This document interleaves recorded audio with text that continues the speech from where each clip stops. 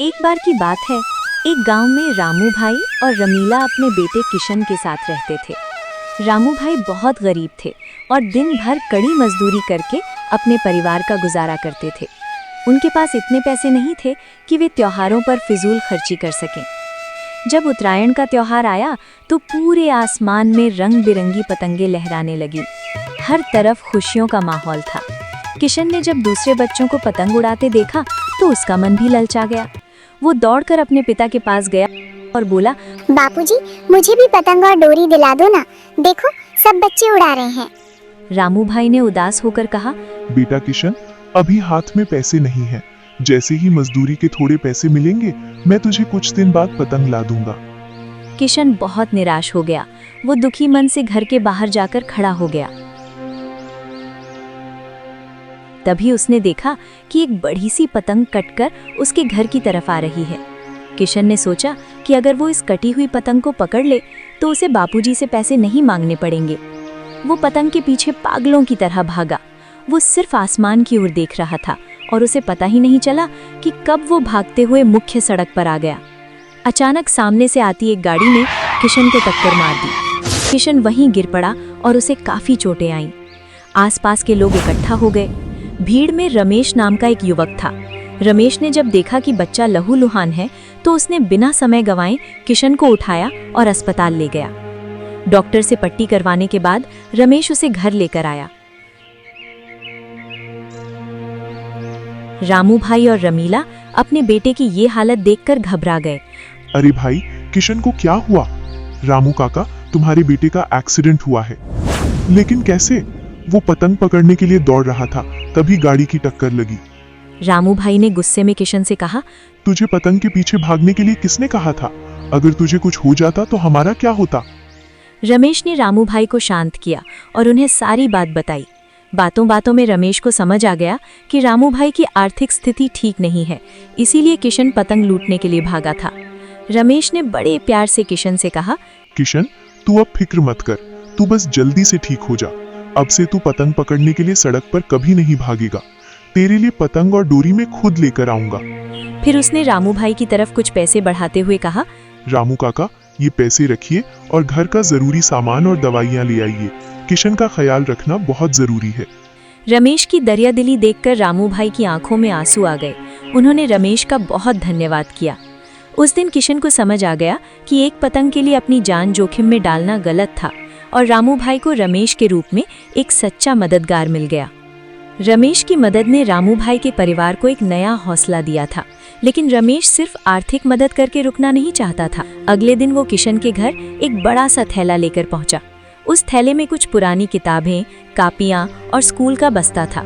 रमेश ने किशन के सिर पर हाथ फेरते हुए कहा, किशन, पतंग उड़ाना अच्छी बात है, लेकिन सारी उम्र कटी पतंगों के पीछे भागकर गुजारा नहीं होता। अगर तुम पढ़ोगे लिखोगे तो एक दिन खुद इस काबिल बन जाओगे कि अपने बापूजी की हर इच्छा पूरी कर सको। किशन को वो एक्सीडेंट वाली बात याद थी। उसने रमेश से वादा किया कि वो अब अपनी जान जोखिम में नहीं डालेगा और मन लगाकर पढ़ाई करेगा। रमेश ने अपनी पहचान का इस्तेमाल करके किशन का दाखिला पास के एक स्कूल में करवा दिया। इतना ही नहीं, रमेश ने रामू भाई को भी अपनी जान पहचान की एक दुकान पर गोदाम मैनेजर का काम दिलवा दिया, जिससे अब उन्हें भारी बोझ नहीं उठाना पड़ता था। कई साल बीत गए। वक्त बदला और किशन की मेहनत रंग लाई।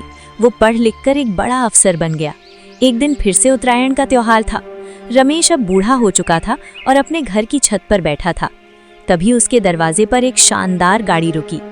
गाड़ी से एक नौजवान उतरा। वो किशन था। उसके हाथ में एक बहुत बड़ी पतंग थी जिस पर लिखा था, मेरे मार्गदर्शक रमेश भाई।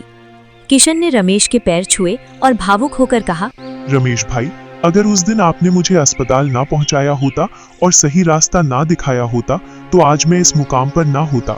आपने सिर्फ मेरी चोट पर पट्टी नहीं बांधी थी, बल्कि मुझे जीने का सही रास्ता दिखाया था। कहानी की सीख, सही समय पर की गई निस्वार्थ मदद न केवल किसी की जान बचाती है बल्कि उसका पूरा भविष्य बदल सकती है। बनारस की तंग गलियों में जब सूरज की पहली किरण भी ढंग से नहीं पहुंच पाती थी, तब रामू की दुकान का चूल्हा जल जाता था। रामू भाई की उम्र लगभग 45 वर्ष, चेहरा झुर्रियों से भरा, लेकिन आंखों में एक अजीब सी चमक। उसकी दुकान क्या थी? बस एक पुराना लकड़ी का खोखा और एक काली पड़ चुकी लोहे की कढ़ाई। रामू भाई का पूरा जीवन इन्हीं समोसों से चलता था। वो सुबह 4 बजे उठते, अपनी पत्नी रमिला से कहते, अरे सुनो, आलू उबले कि नहीं? मैदा गूंथते गूंथते रमिला ने कहा, हाँ।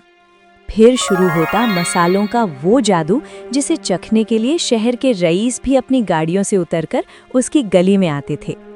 रामू भाई गरीब थे, पर उनका दिल बहुत बड़ा था। उनका एक बेटा था, आकाश। आकाश पढ़ने में बहुत तेज था और रामू भाई का बस एक ही सपना था कि उसका बेटा उस कढ़ाई के धुएं में न झुलसे, बल्कि किसी बड़े ऑफिस में कुर्सी पर बैठकर काम करे। एक दिन पैसों की तंगी ऐसी थी कि रामू भाई को लगा कि ये समोसे का धंधा बंद कर दूं। रामू भाई घर पर गए। पत्नी रमिला ने देखा कि रामू भाई आज उदास हैं। अरे सुनिए ना, क्या हुआ? बस अभी से ये समोसे का धंधा नहीं करना है। पर क्यों? अगर हम ये धंधा बंद कर देंगे तो हमारे बेटे आकाश का क्या होगा और हमारा घर कैसे चलेगा? तो क्या करूं? अब तो पैसे भी नहीं है तेल खरीदने के लिए। बिना तेल के तो समोसे कैसे बनेंगे? एक काम करो, जो मेरे गहने हैं उसे गिरवी रखकर जो पैसे मिले उसी से तेल खरीद लाना। जाओ। अरे भाग्यवान, तू कैसी बात कर रही है? मैं ठीक कह रही हूँ। रामू भाई को अपनी पत्नी के पुराने गहने गिरवी रखने पड़े। फिर भी उन्होंने कभी समोसों की क्वालिटी से समझौता नहीं किया। लोग कहते, रामू भाई, थोड़ा सस्ता तेल इस्तेमाल करो, फायदा ज्यादा होगा। रामू भाई बस मुस्कुराकर कहते, बाबूजी, पेट भरना मेरा काम है, बीमार करना नहीं। एक बरसात की शाम जब शहर में बाढ़ जैसे हालात थे, रामू भाई अपनी दुकान समेटने ही वाले थे कि एक आलीशान कार उसकी दुकान के सामने आकर रुकी। उसमें से एक वृद्ध सज्जन उतरे जो काफी परेशान दिख रहे थे। उनकी तबीयत बिगड़ रही थी। रामू भाई ने बिना कुछ सोचे उन्हें अपनी टूटी बेंच पर बिठाया, गर्म पानी दिया और अपने पास मौजूद दवा खिलाई। जब उन्हें थोड़ा आराम मिला तो उन्होंने रामू भाई के हाथ के बने 2 समोसे खाए। उन्होंने कहा, मैंने दुनिया भर के पकवान खाए हैं, पर इस समोसे में जो ईमानदारी का स्वाद है वो कहीं नहीं मिला। वह व्यक्ति शहर के सबसे बड़े फूड चेन के मालिक थे। उन्होंने रामू भाई को अपना कार्ड दिया और कहा, कभी जरूरत हो तो आना। अगले ही महीने आकाश का एडमिशन एक बहुत बड़े कॉलेज में होना था। फीस की रकम बहुत बड़ी थी, 2 लाख रुपए। रामू भाई के पास केवल 10,000 थे। अरे मगन भाई, कुछ पैसों की जरूरत थी। अरे समोसे तू बेचता है कि मैं? वैसा कहकर रामू भाई को मना कर दिया। वो दर दर भटके, पर किसी ने मदद नहीं की। तभी उसे फूड चेन के मालिक का ख्याल आया, लेकिन रामू भाई का स्वाभिमान आड़े आ रहा था। क्या मैं अपनी सेवा की कीमत मांगूं? उन्होंने सोचा। अंत में बेटे के भविष्य के लिए वह फूड चेन के मालिक के पास गए, लेकिन वहां जाकर उन्होंने पैसे नहीं मांगे, बल्कि एक काम मांगा। फूड चेन के मालिक ने रामू भाई को अपने होटल के किचन में एक छोटा सा कोना दिया। रामू भाई के समोसे अब 5 स्टार मेन्यू का हिस्सा थे। धीरे धीरे रामू भाई के समोसों की चर्चा पूरे देश में होने लगी। रामू भाई ने दिन रात मेहनत की। उन्होंने गुप्त रेसिपी का उपयोग करके समोसों के नए नए प्रकार बनाए। कुछ ही वर्षों में रामू भाई का छोटा सा खोखा एक ब्रांड बन गया, रामू भाई के ईमानदार समोसे। आज आकाश एक बड़ा इंजीनियर है। वक्त का पहिया चलता रहा। रामू भाई अब काफी बूढ़े हो गए थे, लेकिन वक्त की मार पैसों से नहीं, बल्कि रिश्तों से पड़ रही थी। रमिला, जो हर दुख सुख में रामू भाई की ताकत थी, अब इस दुनिया में नहीं रही थी। उनकी कमी रामू भाई को हर पल खलती थी। घर में अब आकाश की पत्नी ऋषि का राज था। आकाश सुबह सवेरे अपनी नौकरी पर निकल जाता और पीछे रह जाते रामू भाई और ऋषि। ऋषि को रामू भाई का घर में होना एक बोझ की तरह लगता था। वो उन्हें ना तो समय पर खाना देती और ना ही उनसे ढंग से बात करती। कभी कभी तो वो बासी खाना उनकी थाली में परोस देती। रामू भाई कमरे के अंधेरे कोने में बैठकर अपनी पुरानी दुकान और रमला को याद करते। उनकी आंखों से आंसू गिरते और वे बुदबुदाते, हे भगवान, अब मुझे भी अपने पास बुला ले, ये बोझ अब सहा नहीं जाता। जिस बेटे के लिए उन्होंने कड़ाही के धुएं में अपनी जवानी जला दी, आज उसी के घर में वे बेगाने हो गए थे। एक दिन आकाश ऑफिस से घर लौट रहा था कि पड़ोस के शर्मा जी ने उसे रोक लिया। शर्मा जी ने झिझकते हुए कहा, आकाश बेटा, बुरा मत मानना, लेकिन तुम्हारे जाने के बाद बाबूजी की हालत देखी नहीं जाती। आज दोपहर भी ऋषि ने उन्हें बहुत खरी खोटी सुनाई और बाबूजी सारा दिन भूखे रहे। आकाश के पैरों तले जमीन खिसक गई।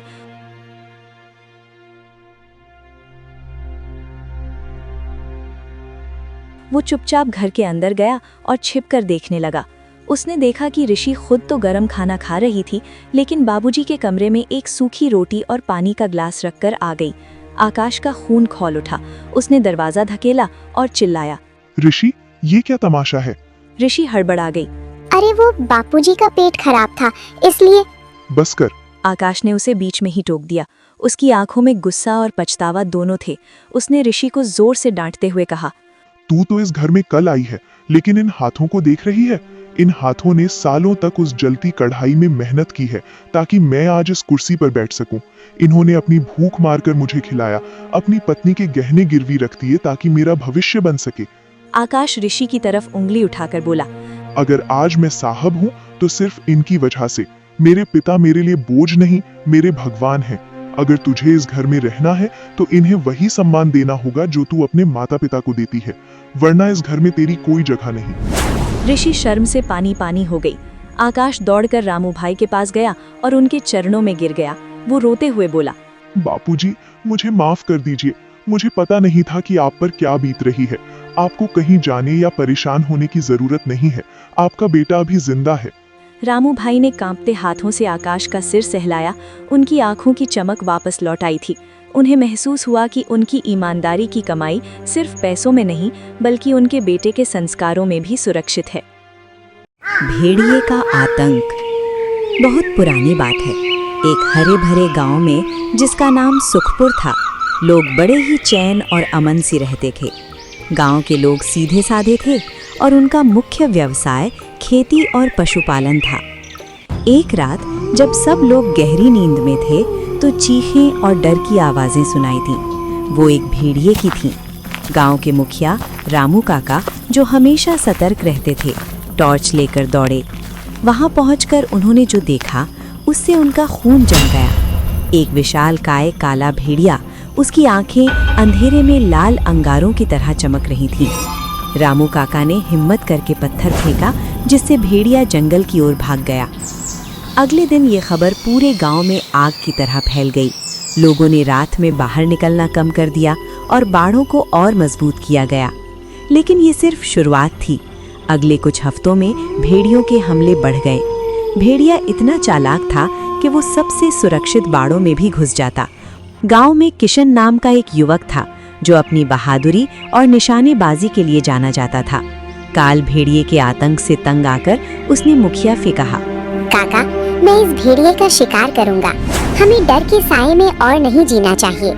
मुखिया और अन्य ग्रामीणों ने पहले उसे रोकने की कोशिश की, क्योंकि वो भेड़िया बहुत खतरनाक था। लेकिन किशन का दृढ़ संकल्प को देखकर सबने उसे आशीर्वाद दिया। अगली रात किशन ने बाड़े के पास एक जगह पर छिपकर इंतजार किया।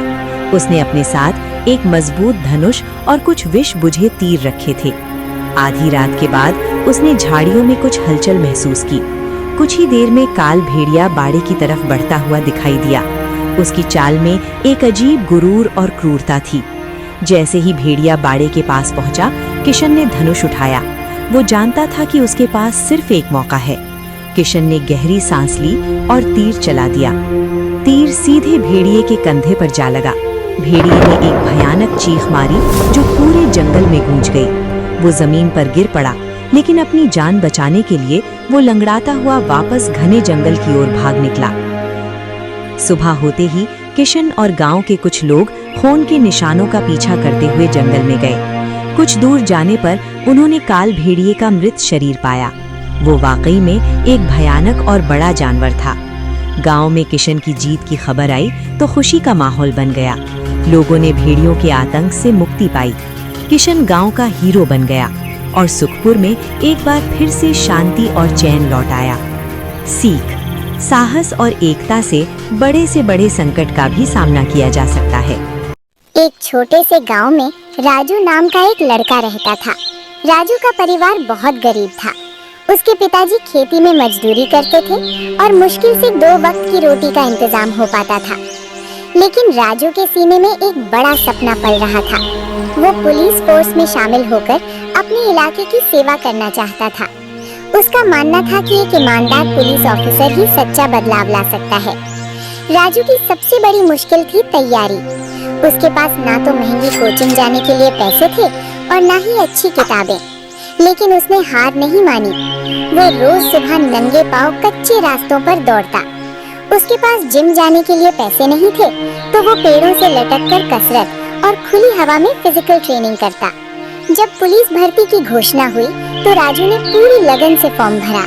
सिलेक्शन के दौरान कुछ लोगों ने राजू से मिलकर उसके पिताजी को लालच दिया। उन्होंने कहा, हमें थोड़ा सा पैसा दे दो, हम तुम्हारे बेटे को बिना मेहनत के ही नौकरी दिलवा देंगे। राजू के पिताजी ने उसे ये बात बताई। गरीबी से थक चुके थे।